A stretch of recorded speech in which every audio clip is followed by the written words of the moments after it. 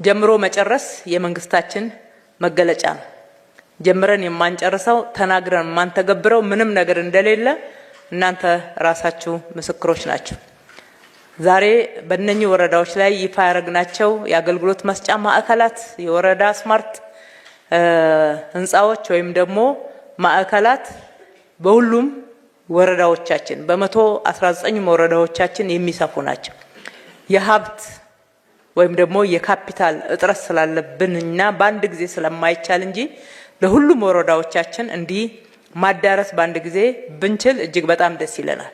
ነገር ግን ደግሞ የሂደት እና የቅደም ተከተልን ሁኔታ እንድንጠብቅ ግድ የሚለን ከጊዜም ከፍጥነትና ከጥራትም ጋራ ተያይዞ ያሉ ስታንዳርዶችን ለመጠበቅ ስለምንገደድ ነው። ዘላቂ ልማት ነው የምንገነባው። ዘላቂ ልማት በግንባታ ብቻ ሳይሆን በአገልግሎትም ጭምር የሚረጋገጥ ነውና ይሄንን እናሰፋዋለን። ሌሎች ወረዳዎችም ተደራሽ እናደርጋለን። ለዛ ቆርጠን እየሰራን ያለነው እናንተም እያገዛችሁ ነው።